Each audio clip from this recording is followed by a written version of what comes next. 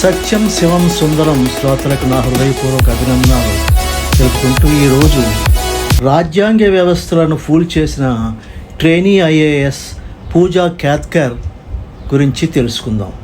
భారతదేశంలో అవినీతికి అంతం లేదు. ఫేక్ సర్టిఫికెట్స్తో ఉద్యోగాలు సంపాదించిన వారు, మధ్యలో దొరికిపోయిన వారు, పూర్తికాలం ఉద్యోగం చేసిన వారు, పరీక్షాపత్రాలు ముందుగానే బజార్లో అమ్మకానికి పెట్టిన నీట్ యూజీసీని రచ్చరచ్చ చేసిన వారు, ధనబలం రాజకీయ బలంతో రెచ్చిపోయి వ్యవస్థలను భ్రష్టు పట్టిస్తున్న వారు ఎందరో ఉన్నారు. ఈ మధ్య వార్తల్లోకి ఎక్కింది ఒక ట్రైనీ ఐఏఎస్ ఆఫీసర్. ఆమె పేరు పూజా క్యాత్కర్. ఈమె 2023 ఐఏఎస్ క్యాడర్లో 2 సంవత్సరాల ప్రొబేషన్లో ఉంది. ఈమెకు మహారాష్ట్రలోని పూణేలోని పోస్టింగ్ ఇచ్చారు. పోస్టింగ్లో చేరిన నాటి నుండి ఈమె వ్యవహార శైలి చాలా విపరీతంగా ఉండేది. ఒక సీనియర్ ఐఏఎస్ ఆఫీసర్ అయిన శ్రీ అజయ్ మోరే గారి క్యాబిన్కి ఉన్న ఆయన నేమ్ ప్లేట్ను తొలగించి ఆయన ఛాంబర్ని ఈమె ఆక్రమించారు. కోట్ల విలువ చేసి ఆడి కారులో ఆఫీస్కు రావడం, దానికి నీలి ఎర్ర బొగ్గ తగిలించుకోవడం, ఆమె దురుసు స్వభావం వల్ల ఆమె పూర్వాపరాలను ఆరా తీయడం జరిగింది. ఈ ఆరాలో పూజా క్యాత్కర్ సమర్పించిన కొన్ని సర్టిఫికేట్స్ అంటే అంగవైకల్యం గురించి, ఓబీసీ సర్టిఫికేటు, ఆదాయ వివరాలు, ఆమె సమర్పించిన మెడికల్ సర్టిఫికేటు దొంగవిగా తేల్చి పూణే డిస్ట్రిక్ట్ కలెక్టర్ శ్రీ సుహాస్ దేవాసే గారు ఒక రిపోర్ట్ను తయారు చేసి ప్రభుత్వానికి పంపారు. ఆ రిపోర్ట్తో పాటు ఆమె తండ్రి క్యాత్కర్ యొక్క అనుచిత ప్రవర్తన గురించి కూడా ప్రభుత్వానికి రిపోర్ట్ చేయడం జరిగింది.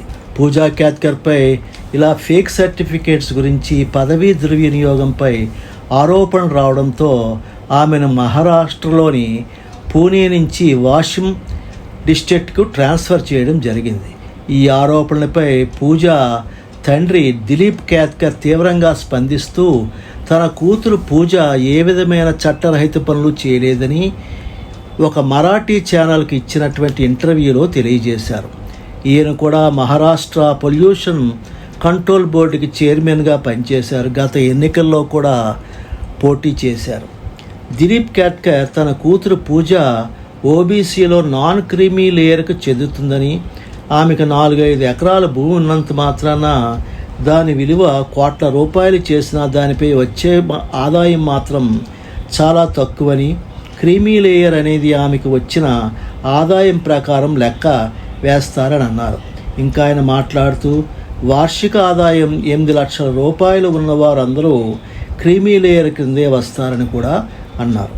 దిలీప్ క్యాత్కర్ గారు తన కూతురు పూజాపై వచ్చిన ఇంకొక ఆరోపణ గురించి మాట్లాడుతూ తన కూతురు ఆమె సీనియర్ అయిన అజయ్ మోరే గారి పర్మిషన్ తీసుకుని ఆయన ఛాంబర్ తీసుకున్నారని, తన నేమ్ ప్లేట్ పెట్టుకున్నదని అన్నారు.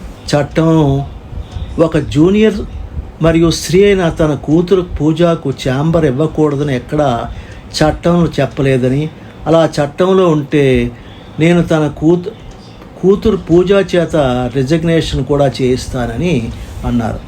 పూజాపై కంప్లైంట్స్ ఇచ్చిన తరువాత పోలీసులు ఆమె కారును ఆధీనంలోకి తీసుకొనడంపై దిలీప్ గారు మాట్లాడుతూ తన 34 ఏళ్ల కూతురు పూజ ఏ చట్టాన్ని దుర్వినియోగం చేయలేదని, ఆమె ఉపయోగిస్తున్నట్ట వంటి విలాసమైన ఆడి కారు దానిపైన రెడ్ బ్లూ బుగ్గకు ఆమె పర్మిషన్ తీసుకున్నదని, ప్రభుత్వం ఆమెకు వాహన సదుపాయం కల్పించకపోవడం వల్ల ఆమె తన కారును వాడుకోవడంలో వచ్చిన నష్టం ఏమిటని ప్రశ్నించారు. ఇక 3వ ఆరోపణ దొంగ అంగవైకల్యం గురించి.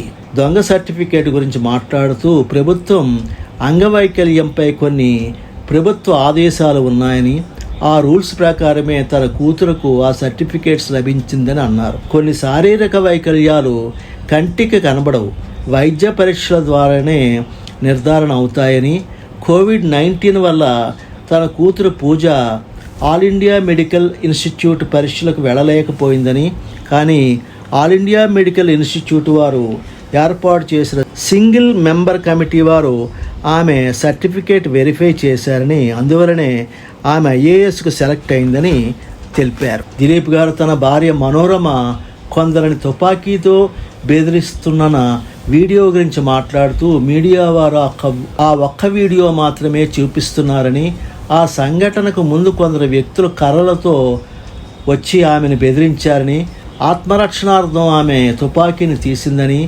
ఆమెకు తుపాకీ లైసెన్సు ఉందని చెప్పి అన్నారు. జూలై 14వ తేదీన పూజ ఉపయోగించిన ఆడి కారును ఆర్టీఓ స్వాధీనం చేసుకోవడం జరిగింది. అక్రమంగా ఎరుపు నీలి బొగ్గ తన కారుపై ఉపయోగించిన నందున పూజకు నోటీసులు ఇవ్వడం జరిగింది. ఆ కారు ఇప్పుడు పోలీస్ కస్టడీలో ఉంది. ఒక ట్రైనీ ఐఏఎస్గా పూజా కేత్కర్ చేసిన అనుచిత ప్రవర్తన వాళ్ళ దేశం అంతటా ఐఏఎస్ ఆఫీసులో ఆందోళన తెప్పించింది. అంతేకాక రాజ్యాంగబద్ధమైన యూపీఎస్ వారు చేసిన పూజా కేత్కర్ సెలక్షన్ను కూడా తప్పుపడుతూ యూపీఎస్సీని ప్రజలు అనుమానిస్తున్న పరిస్థితులు ఏర్పడ్డాయి. ఒక ట్రైనీ ఐఏఎస్గా పూజా కేత్కర్ చేసిన అనుచిత ప్రవర్తన దేశం అంతటా ఐఏఎస్ ఆఫీసర్స్లో ఆందోళన రేకెత్తించింది. అంతేకాక రాజ్యాంగబద్ధమైన యూపీఎస్సీ వారు చేసిన పూజా కేత్కర్ సెలక్షన్ను తప్పుపడుతూ యూపీఎస్ని ప్రజలు అనుమానిస్తున్న పరిస్థితులు కూడా ఏర్పడ్డాయి. విజయ్ కుమార్ అనే పూణేకి చెందిన RTI activist పూణేలోని Awadh district civil hospital వారు పూజ యొక్క డిజబిలిటీ తిరస్కరించారని, మరొక సర్టిఫికెట్ ఆమె ఇచ్చిందని తెలిపారు. ఈ ఆరోపణలపై పూజా కేత్కర్ మాట్లాడుతూ తప్పు నిరూపణ అయ్యే వరకు ఎవరు నిందితులు కారని, మీడియా అనవసరంగా కక్షపూరితంగా తనపై ప్రతిష్టను భంగపరుస్తున్నదని అన్నారు. ఈ వివాదంలో కొసమెరుపు ఏమిటంటే పలు వివాదాల్లో చిక్కుకున్న పూజా కేత్కర్ శిక్షలను ఉన్నతాధికారులు నిలిపివేసి రిలీవ్ చేశారు.